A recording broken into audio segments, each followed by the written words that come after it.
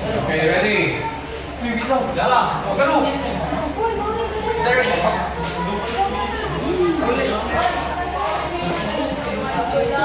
Tama, tama.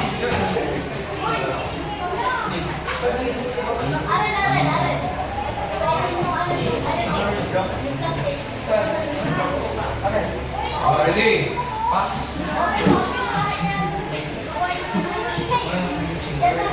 Ganyan.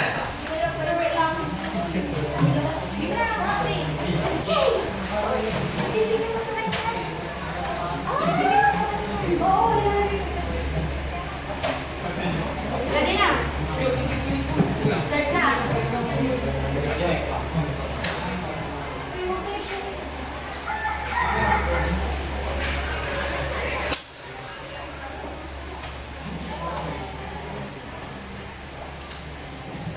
Gumising ng maaga si Darlene upang maghanda para pumasok sa paaralan.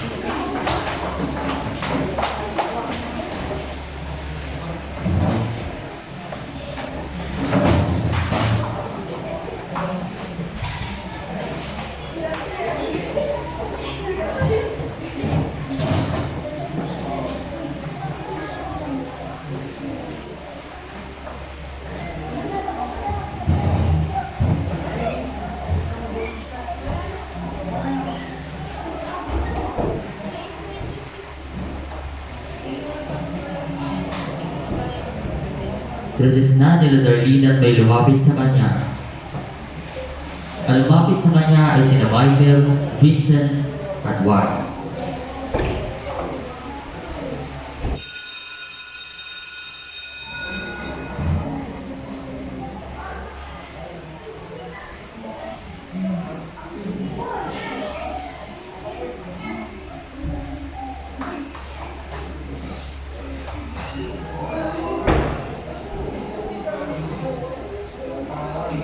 Sir, wait lang po. May pagkakataon.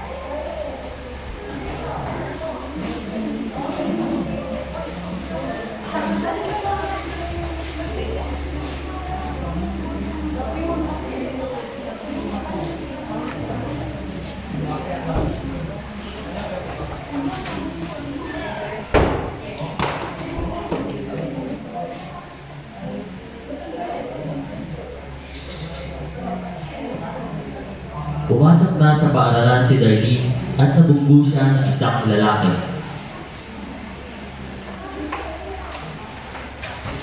Ano ba yan? Umihi ka sa pinagdaan mo. Wala ka ba ganda, no? Hindi naman ako bumubog sa'yo.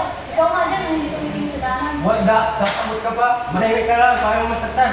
Sorry po, hindi na po maulit. Hoy.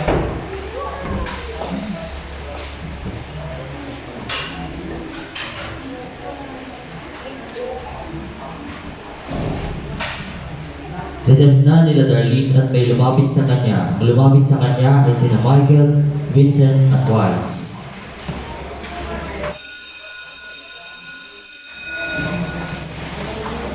Hoy. Pati na nga yung bawal mo. Tuwagin kong isip.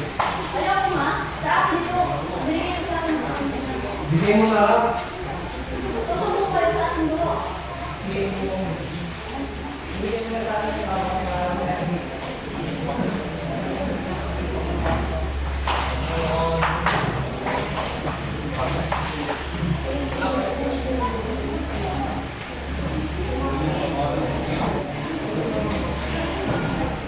Lumapit sina Arian, Brendan, Maureen para makipagkaibigan sa kanya at binigyan din siya ng kanilang bago. Hello, ayos ka lang. Kasi parang inaaway ka ng mga. Ayos na naman ako. Hindi naman ako sasaktan. Inuwanan nila yung bawang ko. Hindi talaga ako ngayon. Kaya ako talaga sila kung hindi ka nalalaman ng bawang na nila. Hindi naman namin tumawag. Kailangan mo sa araw niya. Ano ka ba ako na maraming naman? Ay, ganun ba? Sige, siya nga pala. Ako nga pala sa kanya. Siya rin po. At pwede si Ben. Pwede ba kami makapiligan sa'yo? Sure.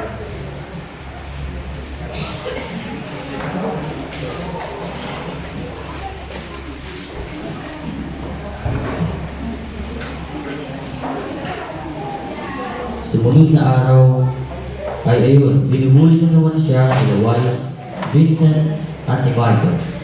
Nakita ni Miguel ang pagbuhuli sa kanya. Anong sinabi mo?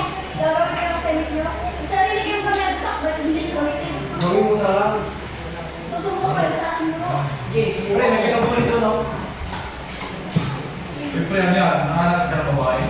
Baka gusto niyo magaydas. Balik mo yung bawal niya.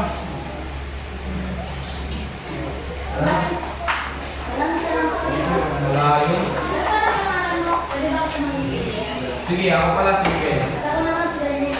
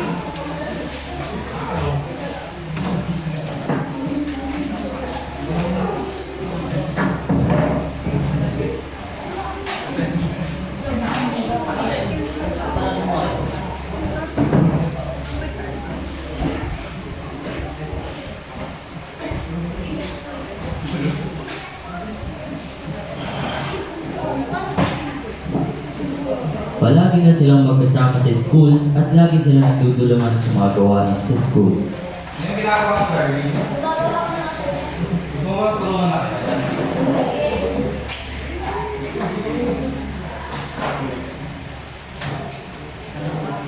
Grabe, sobrang saya. Sobrang kasama ka. Oo, Miguel, parehas sila na rin.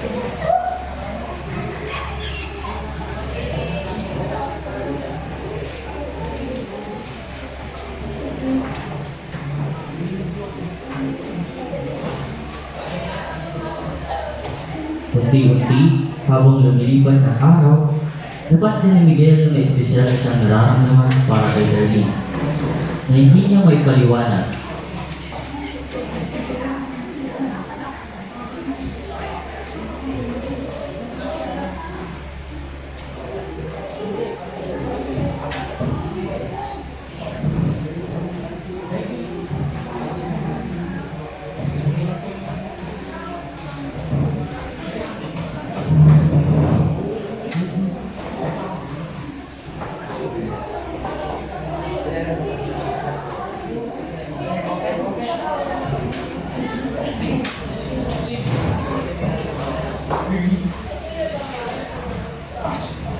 Paano mo nasalit kay Barry ang tunay kong nararamdaman?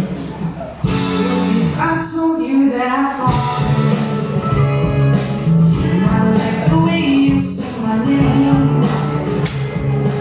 My heart seems to beat when I hear you.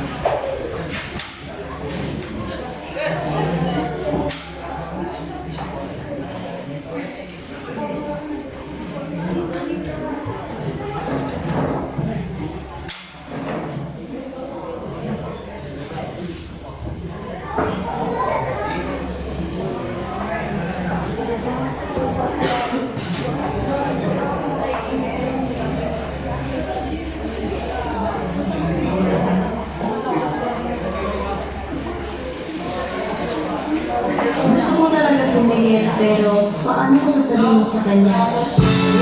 I told you that I fall, and I like the way you say my name.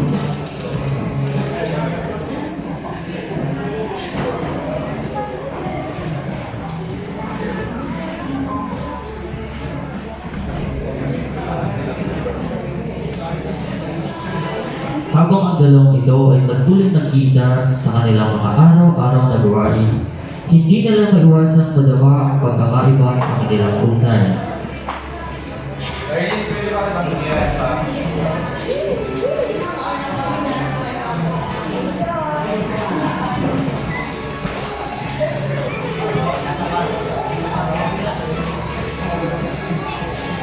Nasa parke silang dalawa at kumakain ng fishball. Ganon, at sila ay nag-uusap. Pwede nga ako ng ano nyo? School notes. Dalawang pizza ko. At sabihin natin muna pa.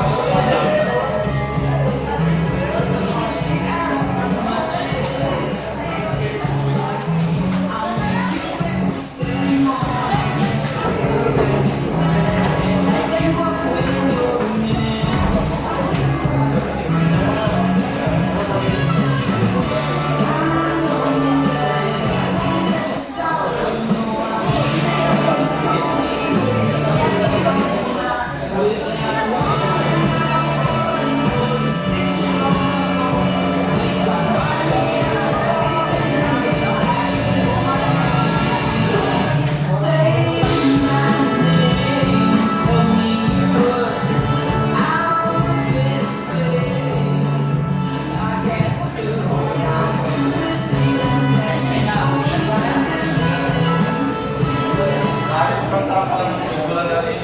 Oo nga, Miguel. Darlene, may sasabihin sana ako sa'yo. Ano yung Miguel? Meron din sana ako sasabihin sa'yo, pero Miguel, ako naman. Habang kumakalaan, hindi na lang ang kaibigan ang tutuloy ko sa iyo. Darlene, gusto kita. Totoo ba yan? Oo, Darlene, gusto kita. Gusto rin kita, Miguel.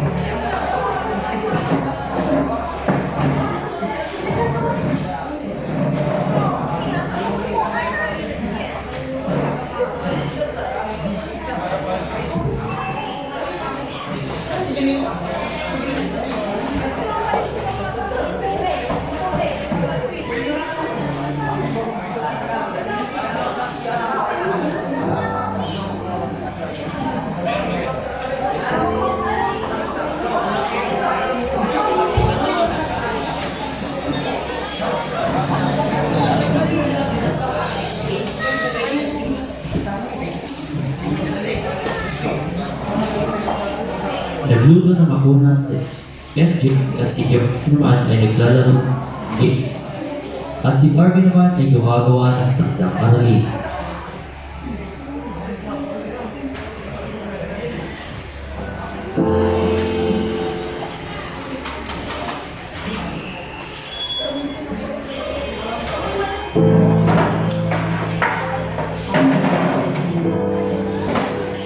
Kaya, ano mo ako naman ng gabi? Ano ko yung nahihilo?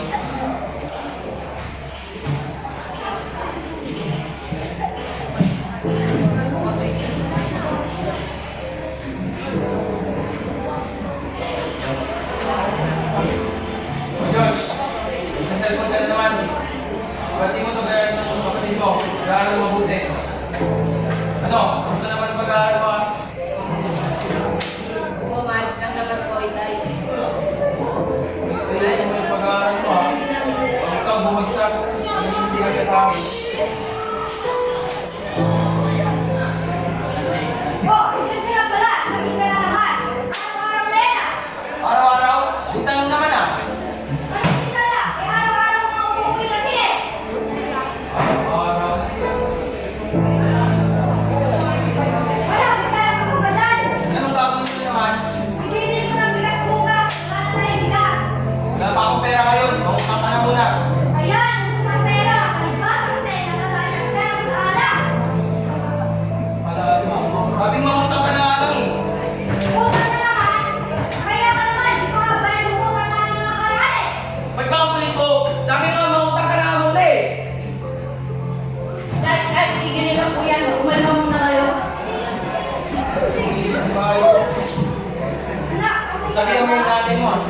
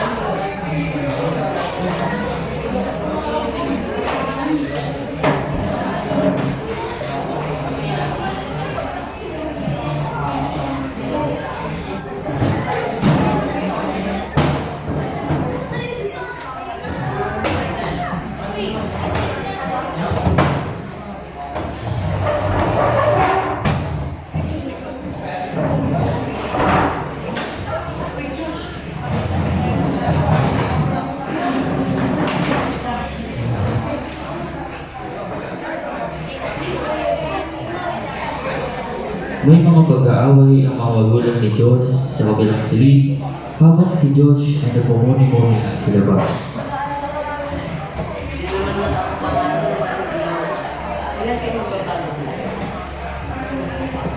Dumating si Denise at siya ay nag-alala.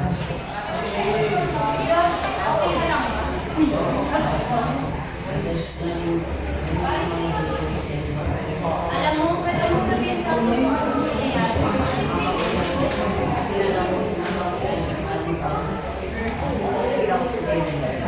Hindi ka lang ako para sa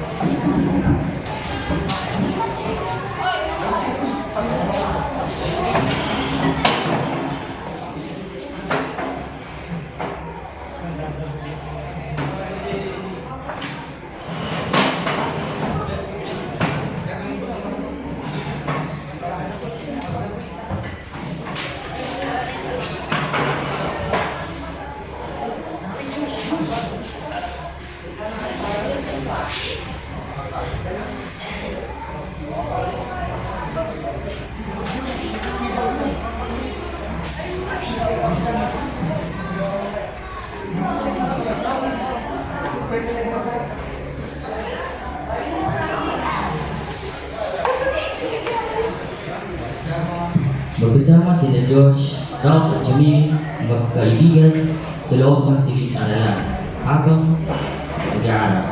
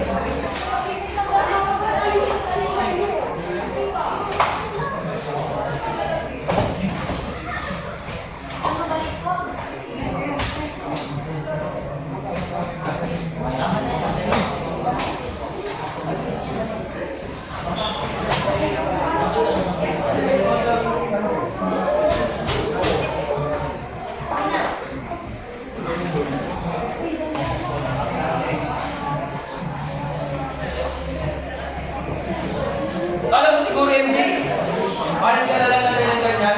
Wala kang silbi. Pagod na ako, Alex.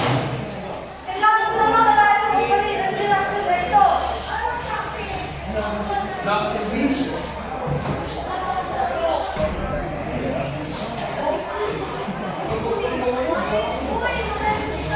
Kaya nila mo naman, ang dali ang gawin ito kung saan sa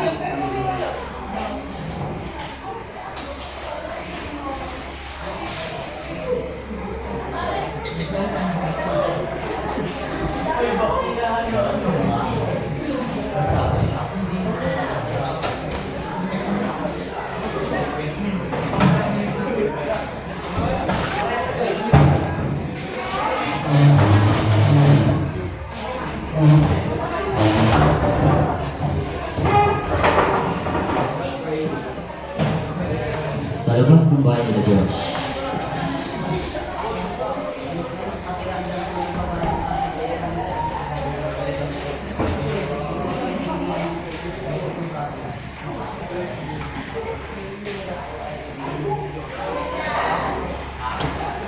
dumating si Lee sa bahay nila Josh, may bigpig na album ng larawan. Alam mo ba bang masasayang akala natin?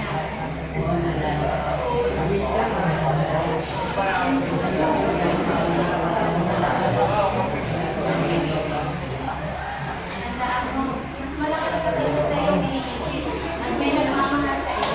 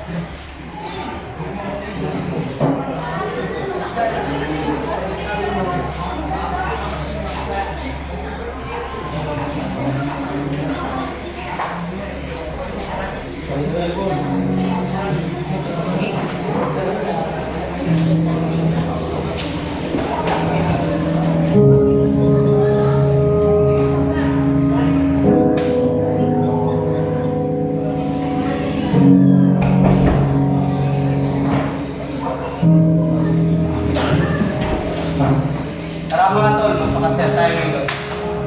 Okay. Baka hindi maganda ang natin. Baka may masama ang pito sa ating kalusugan kaya ako. Tama kami. Kaya minsan, kailangan natin mag-relax sa bilis mo, di ba? Tama yun yan. Nabawat natin ngayon. Gawin natin natin natin. Sasarin natin mga pre. Walang problema. Walang kahit ano. Di ba? Walang iniipit. Mga pre. Walang iniipit.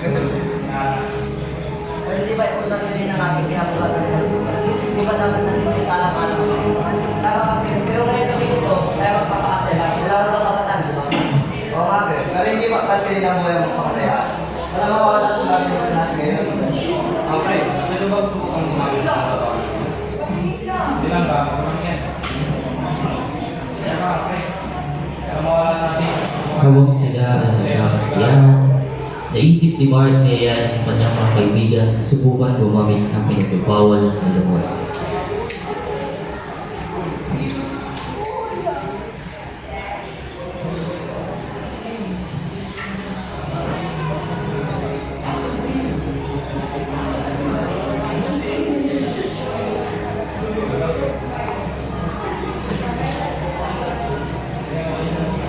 Hindi yan tama mga pare. Alam natin na may pinagbabago ng gamot. Hindi natin dapat subukan yan. Mamaya nito yan. Baka masilap ang ating kinabukasan sa kalusugan. Huwag natin sinagayahin. Sige, ulit na kayo. Hindi tama mga pare. Alas na lang kami. Sa gitna ng matinding tensyon at hindi pagkakasundo sa grupo, nagpasya sina Adrian at Kervins na walis na lamang. Hindi ko kaya gawin yan mga pare. Alas na lang ako. Amen. Kasi siguro yan. Kaya natin sinagayahin. Nang makita ang desisyon ng dalawa, hindi sila pinigilan ni Mark, Rizalde at Luke. Tama yan, hindi natin kailangan ng mga video sa grupo. Nang lumabas kasi na Adrian at Kervins, ang natitirang tatlong kaibigan ay nagpatuloy sa kanilang gawain, walang pakialam sa mga epekto at panganib ng kanilang mga aksyon. Ang pagkakawatak-watak ng grupo ay naglalagay sa kanilang mga kaibigan sa panganib at naglilikha ng mas malalim na agwat sa kanilang samahan. Sa gitna ng kanilang mga pagkakasundo at kasiyahan sa paggamit ng droga, biglang may narinig na ingay sa labas ng kanilang silid. Agad silang nagkatinginan, may halong takot at pag-alala sa kanilang mga mukha. Ano yun?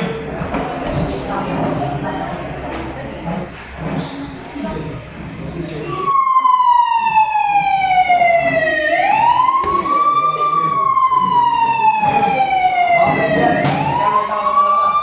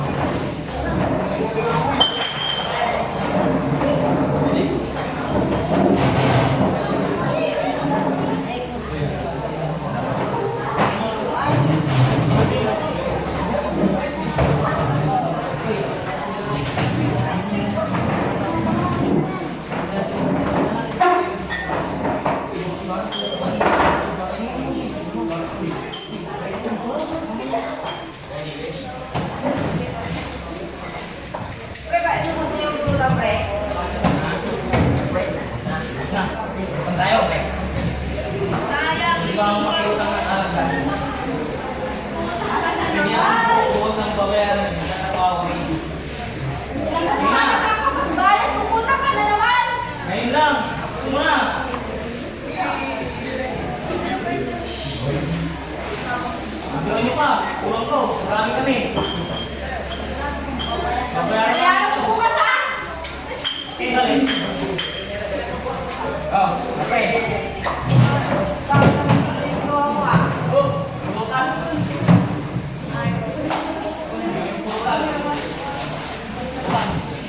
Pre, tagay na tayo, pre. Bukas sa akin, pre! Wow, pre, sexy. Wow! Ano ba? Bitawan mo ako! Ano bang kailangan niyo sa amin? Ba't para kayo dapat matapos kayo? sa amin? Wala kayong makakauwi naman namin kayo bayarawan mo, pre. Ay, pare. Baka gusto niyo sumama kahit sa silang video. Hindi po pwede. Kami, uuwi na inaarap kami ng aming mga magulang. Sumama na lang kayo sa amin, huwag na kayo magpumilit. Kaya nga din naman namin kayo papahirapan. Kaya hindi ka lang eh. Palis kayo dito kung ayaw nyo madamay. Eh, kahit isa lang. Isa lang kami. Palis ka na dito. Tulong! Tulungan niyo ako! Tulong! Wala ako kayo sa akin!